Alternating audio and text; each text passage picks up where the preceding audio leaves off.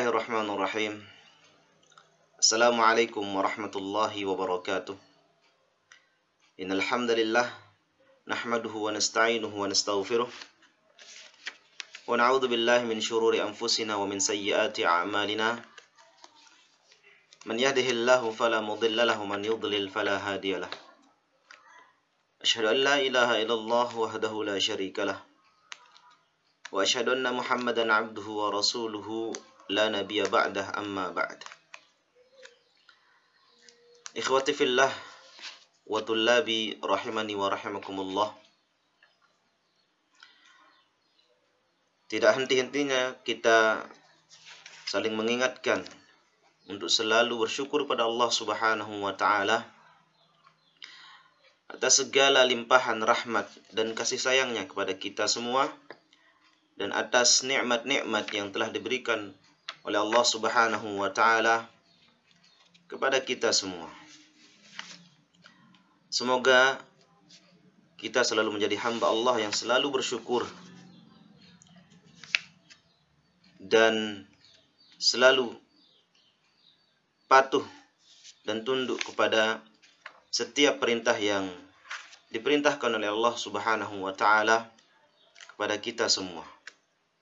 Dan semoga kita diberikan kemudahan oleh Allah Subhanahu wa taala, diberikan keistiqomahan dalam menjalankan segala perintah-perintah Allah Subhanahu wa taala. Ikhwati fillah wa tullabi rahimani wa rahimakumullah. Pada pertemuan kali ini melanjutkan materi-materi kita sebelumnya dalam kitab Sirah Nabawiyah, yang mana insyaallah pada video kali ini kita akan membahas salah satu perang terbesar yang dihadapi oleh Rasulullah sallallahu alaihi wasallam. Tepatnya pada tahun ke-8 Hijriah, atau 1 tahun setelah terjadinya Umratul Qadha, Umrah Qadha Rasulullah bersama kaum muslimin. Fi syahri Jumadil Ula min as-sanati ats-tsaminati lil hijrah, jahaza Rasulullah sallallahu alaihi wasallam jaishan lil qisas mimman qatalul Harith ibn Umair alladhi kana Rasulullah sallallahu alaihi wasallam qad ba'athahu ila amiri Busra da'iyan lahu ila al-Islam. Syekh berkata, tepatnya pada bulan Jumadil Ula, tahun ke-8 Hijriah, Rasulullah sallallahu alaihi wasallam pernah menyiapkan pasukan lil qisasi mimman qatalul Harith Ibn Umair.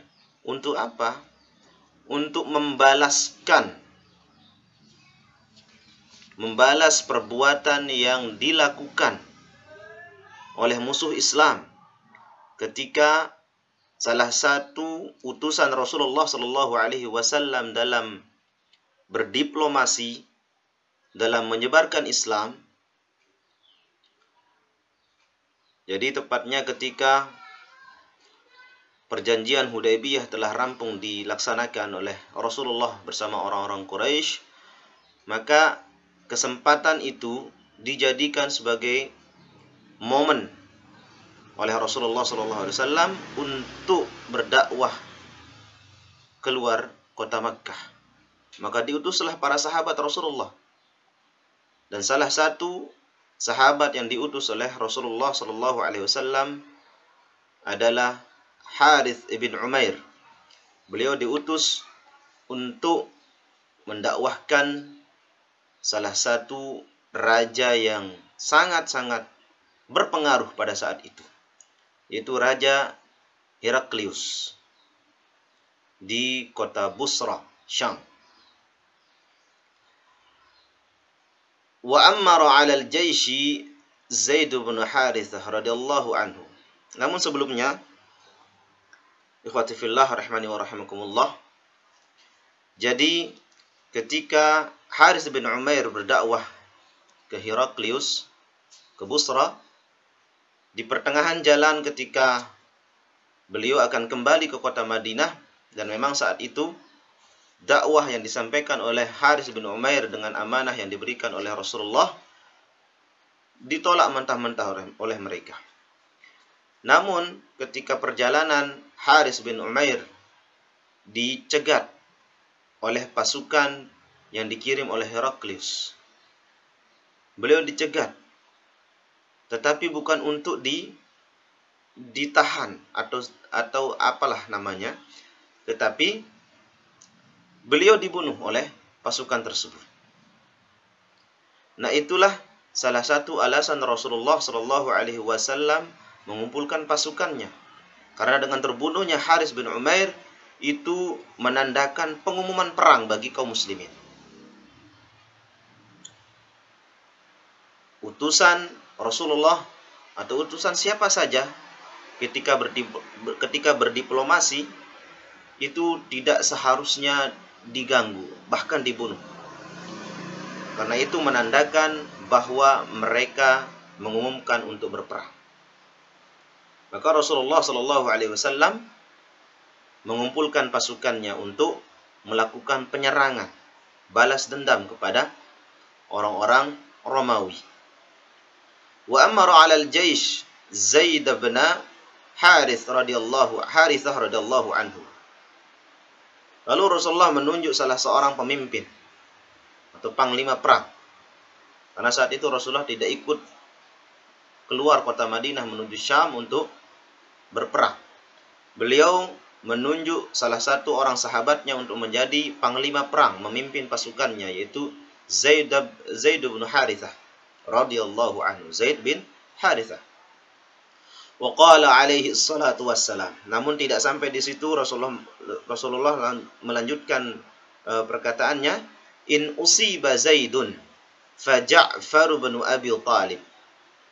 Kalau seandainya Zaid bin Harithah terkena musibah atau mati syahid, fa Ja'far bin Abi Talib, maka dia harus digantikan langsung oleh Ja'far bin Abi Talib. Jadi Rasulullah langsung menunjuk pengganti dari Zaid bin Harithah kalau seandainya Zaid bin Harithah terbunuh atau mati syahid di dalam peperangan. Wa in usiba Ja'far fa Abdullah bin Rawahah. Lalu kalau seandainya Ja'far juga terkena musibah atau mati syahid dalam peperangan, maka dia langsung digantikan oleh Abdullah bin Rawahah. Begitulah sabda Nabi Shallallahu Alaihi Wasallam ketika memberikan amanah kepada para pasukannya. Wantalaqal jaish. Lalu ringkas cerita, berangkatlah pasukan tersebut. Wa balagha adaduhum 3,000. Dan jumlah pasukan kaum muslimin saat itu mencapai 3.000 orang. Minal muhajirin wal ansar, yang terkumpul dari kaum muhajirin dan ansar. Wa awsahumur rasul sallallahu alaihi wasallam bi alla yaqtulu imra'atan wala saghiran. Dan Rasulullah selalu berpesan kepada pasukannya. Bahkan apa pesan Rasulullah ketika para pasukannya akan berangkat menuju ke kota Busra? Beliau berpesan bi alla yaqtulu imra'atan wala saghiran, untuk tidak membunuh para perempuan dan anak-anak. Inilah adab kaum muslimin ketika berperang. Adab perang dalam Islam. Mereka tidak boleh membunuh perempuan yang tidak punya kekuatan, dan anak-anak yang juga tidak punya kekuatan, kecuali mereka ikut andil di dalam perangan tersebut. Tetapi ketika ada perempuan dan anak-anak yang mereka tidak punya andil dalam peperangan, maka mereka tidak boleh diperangi oleh kaum muslimin, apalagi dibunuh. Wala syaikhan faniyan, dan orang-orang tua renta, orang-orang tua yang sudah lanjut usia, yang tidak punya daya upaya untuk mengangkat pedang, mereka juga tidak boleh untuk dibunuh. Tidak boleh. Karena itu merupakan pesan Rasulullah Sallallahu Alaihi Wasallam. Mereka diajarkan adab-adab di dalam berperang. Wala yaqta'u syajaran wala yahdumu bina'an. Bahkan selain manusia, ada beberapa yang tidak boleh diganggu oleh pasukan kaum muslimin, yang merupakan adab bagi kaum muslimin di dalam berperang. La yaqta'u syajaran. Mereka tidak boleh memotong pohon, menebang pohon, menebang ranting. Tidak boleh dilakukan oleh kaum muslimin. Mereka-mereka yang tidak memiliki kekuatan untuk untuk melakukan perlawanan dengan pasukan kaum muslimin, mereka tidak boleh untuk disiksa, dibunuh dan lain sebagainya. Wala yahdumu bina'an, dan mereka tidak boleh menghancurkan bangunan-bangunan. Mereka tidak boleh menghancurkan gedung-gedung, rumah-rumah yang mereka tinggali, mereka tidak boleh menghancurkannya. Setiap rumah yang ditinggali oleh musuh, itu tidak boleh juga untuk dihancurkan oleh kaum muslimin. Dan itu semua merupakan adab berperang di dalam Islam yang sudah diajarkan oleh Rasulullah SAW dan dipesankan langsung kepada para pasukan yang akan berangkat menuju peperangan. Maka tentu jihad merupakan perintah Allah Subhanahu wa taala. Tetapi di dalam kita berjihad, maka banyak sekali yang harus kita perhatikan. Bukan hanya sekedar mengangkat senjata, membunuh musuh-musuh Allah Subhanahu wa taala, membunuh musuh-musuh Islam. Tetapi ada batasan-batasan tertentu yang tidak boleh dilakukan oleh kaum muslimin. Tentu seperti tadi yang dipesankan dan nasihat Rasulullah kepada pasukan-pasukannya. Mereka tidak boleh membunuh anak-anak. Mereka tidak boleh membunuh perempuan yang tidak punya kekuatan. Dan orang-orang tua yang sudah tua renta, yang sudah lanjut usia, mereka semuanya tidak boleh dibunuh.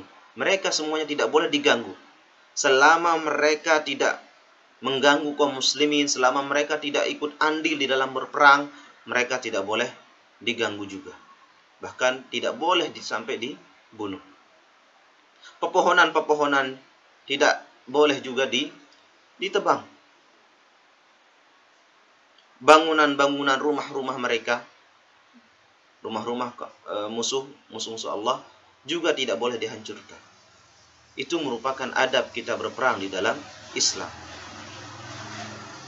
Bukan datang langsung ke medan perang, langsung menghancurkan semuanya, bukan. Itu bukan termasuk dari kriteria kita berperang dalam Islam.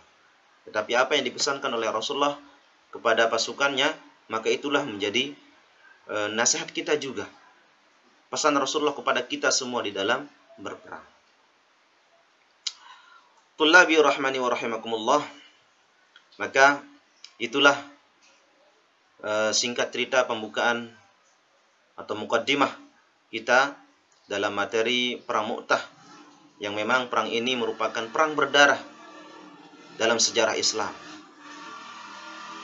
Perang yang sangat besar di dalam dunia Islam yang dihadapi oleh Rasulullah sallallahu alaihi wasallam. Fa insyaallah kita akan melanjutkan materi ini pada pertemuan selanjutnya. Hadza wallahu taala a'la wa a'lam. Subhanakallahumma wa bihamdik asyhadu an la ilaha illa anta astaghfiruka wa atubu ilaik. Assalamu alaikum warahmatullahi wabarakatuh.